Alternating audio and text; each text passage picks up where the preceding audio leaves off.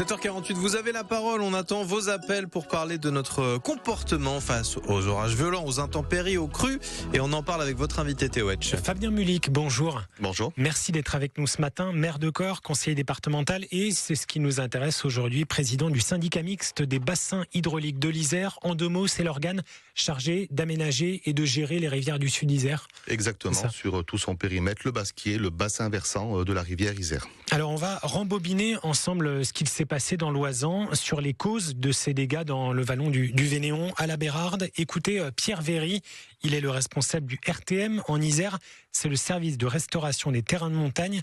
Plusieurs causes, selon lui, à cette catastrophe, notamment la vidange d'un lac intraglaciaire en amont de la Bérarde. Et on ne sait pas bien exactement comprendre ce qui s'est passé. Ce qui est sûr, c'est qu'après le lac s'est vidangé lors de l'événement. Donc il y a à la fois cette vidange de lac, mais aussi des cumuls de pluie très importants, et aussi une fonte de neige très importante, et aussi une disponibilité en matériaux, des cailloux qui sont disponibles et qui du coup sont repris par le torrent et qui font cet effet dévastateur avec cet important tas de cailloux quelque part qu'on a pu constater sur les images. Alors on entend plusieurs causes qui se conjuguent.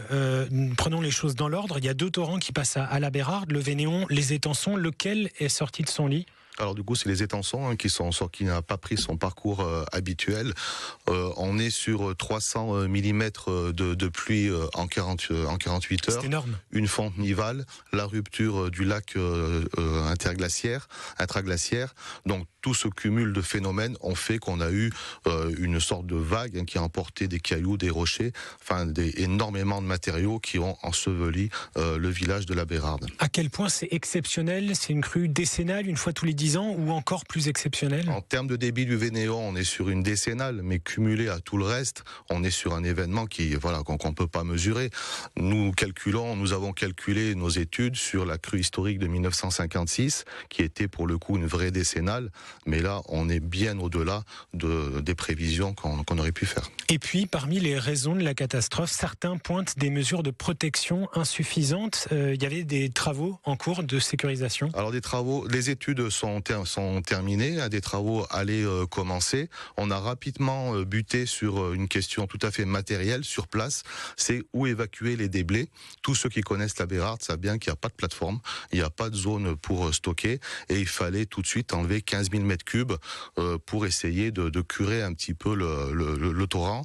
Maintenant, on va pas se mentir, 15 000 mètres cubes, il en est arrivé entre 200 000 et 300 000. Donc, de toute façon, ça n'aurait pas suffi. Ça n'aurait rien changé. On va détailler un petit peu tout cela ensemble, Fabien Mulic. D'abord, un détour au standard de France Bleu Isère, Mathieu. Exactement, on vous posait cette question justement. Est-ce que vous êtes inquiet face à tous ces événements ? André est à la Côte-Saint-André. Bonjour André. Oui, bonjour. Alors dites-nous, quel est votre sentiment par rapport à ça ? Bon, effectivement, ça fait peur. Mais il y a surtout une constatation, une chose qui me défonce. On n'a pas d'argent pour refaire des digues, pour faire certains travaux. À la Vésubile, on a fait des travaux, minimum de travaux. C'est en train, d'après ce qu'on a vu à la télévision hier, de se recasser la figure, quoi. Et surtout, on n'a pas d'argent pour faire ça. Mais pour les Jeux Olympiques sur la Seine, on a foutu plus d'1 milliard de travaux pour quelques heures de natation. Il y a quand même quelque chose qui n'est pas logique, non ? On va parler des moyens avec notre invité dans un instant. André, évidemment, vous, en tout cas, ça vous pose des questions sur les moyens. Et puis, vous, peut-être, dans votre vie quotidienne, est-ce que ça vous impacte ? Vous posez des questions ? Non, parce que je vois du côté de la côte, de Saint-Simon-de-Brécieux, là, à côté de la côte Saint-André, il y a des travaux qui sont en train de se faire et qui vont être faits surtout pour dévier la rivière pour qu'en cas d'arrivée d'eau des Champs-Barans, là, ça évite le village, quoi. Donc il y a quand même des choses qui sont faites, mais pas suffisamment selon vous ? Non, mais je parle pas spécialement du coin, là, mais un petit peu de partout dans la montagne. On voit dans le nord, c'est pareil, toutes les inondations qu'il y a eu. On ne peut rien faire parce qu'on n'a pas d'argent. Et c'est ce que je vous disais, on met plus d'1 milliard dans la Seine pour les Jeux Olympiques. Et bon, voilà, c'est tout ce que je voulais dire. Mais oui, on a entendu cette observation de votre part, André, et merci de nous l'avoir communiqué. Vous pouvez faire comme André, nous appeler au 04 76 46 45 45. Le communiquer au ministre, quoi. Oui. On veut faire du cinéma pour les Jeux Olympiques. Et puis, allez, bonne journée à tous. Non, mais oui, on a entendu. beaucoup, Merci André, en tout cas, de votre point de vue. On va d'abord le soumettre à notre invité, Fabien Mulic, président du syndicat mixte des bassins hydrauliques de l'Isère. La question d'André, elle est simple. Est-ce qu'on met les moyens suffisants sur la table pour sécuriser ces zones de montagne et ces torrents? Alors cette question, elle est vraiment très bien posée, et l'exemple de la Vésubie est parfait, puisque ce qu'on nous reproche plutôt, c'est le temps des études. Mais les études, elles s'inscrivent dans un plan d'action de prévention d'inondation, le PAPI, qui est un document extrêmement cadré par l'État et qui permet le déclenchement des aides d'État. Ce qui s'est passé dans la Vésubie, c'est qu'ils ont pas choisi ça, ils ont fait des travaux d'urgence, rapidement, ils ont colmaté des brèches, et on a vu ce que ça a donné, rien n'a tenu. Nous avons mis 10 ans pour faire les études sur Isère-Amont, dans le Grésivaudan. Et force est de constater que la crue est passée ce week-end sans aucun problème. Pareil dans la plaine de Visil, où on a fait les travaux, on les a réceptionnés en 2015. Tout est passé à peu près sereinement. Et oui, il y a bien un plan d'aménagement global sur le Vénéon qui est en cours. Il y a des travaux qui ont commencé à Bourdaru, à Venosque. Et je vous dis, on allait commencer ces histoires de déblais là sur la Bérarde, malheureusement qui n'ont pas pu être réalisés. Et je le redis, qui n'auraient pas changé grand-chose vu l'ampleur du phénomène. Parlons concrètement, votre budget, il est de combien? Est-ce qu'il est suffisant au syndicat mixte des bassins hydrauliques de l'Isère? Alors le SIMBI n'a pas de trésorerie en propre, c'est l'EPCI, la communauté de communes, qui lui confie des missions et qui met les moyens avec. L'État, grâce au PAPI, et aussi le département qui aide beaucoup. Pour rappel, sur l'Isère-Amont, on avait mis 130 millions d'euros. Donc l'argent, on le trouve. Il est là, l'argent sur la table. On n'a pas de problème d'argent. Les études, maintenant, qu'est-ce qui va se passer, puisque une partie des travaux, vous l'avez dit, qui devaient commencer, là, sont tout à refaire. Il faut reprendre à zéro les études. On en est où? Qu'est-ce qui va se passer là, dans les jours qui viennent, sur la Bérarde? Alors les études, effectivement, il faut les reprendre, puisqu'on avait fait le diagnostic, l'inventaire complet de ce qui était des murets, ce qui était des merlons, ce qui était dispositifs de protection. Tout ça n'existe plus. Il faut le ruisseau n'est plus du tout dans son lit habituel. Est-ce qu'il faut le remettre dans son lit historique? Est-ce qu'il faut faire autre chose? Là, le moment est au diagnostic, à l'état des lieux, à essayer de comprendre le phénomène pour essayer de le parer la prochaine fois.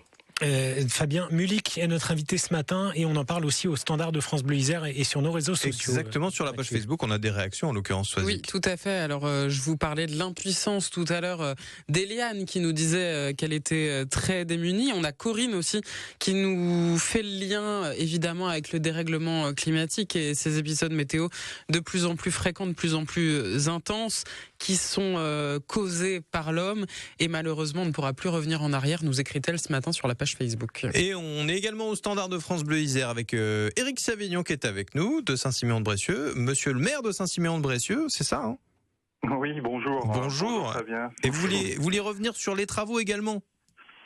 Oui, absolument. Moi, j'ai un gros dossier de sortie d'inondabilité de ma commune qui dure depuis des dizaines d'années. Là, on avance avec le syndicat isérois des rivières au Naval, le CIRA, parce qu'on a 2 rivières amont en fait qui ont été détournées au 19e siècle et qui nous entraînent aujourd'hui des inondations importantes sur le village en lui-même.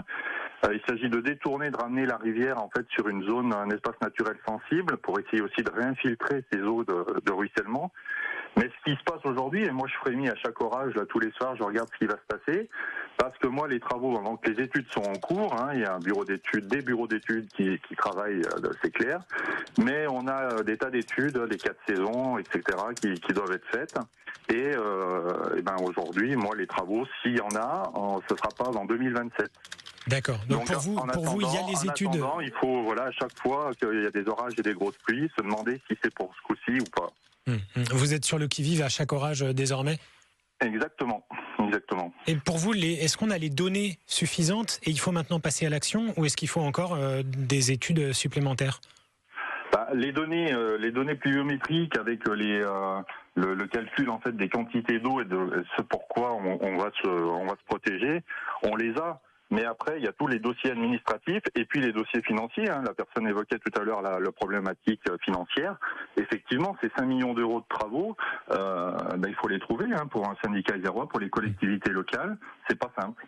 Merci, Monsieur Savignon, maire de Saint-Siméon-de-Brécieux, de nous avoir appelé ce matin au standard de France Bleu Isère. Merci. Une réaction, Fabien Mulic, sur la durée. Alors, vous avez commencé à en parler, la durée des études. Et puis, à un moment, il faut passer à l'action.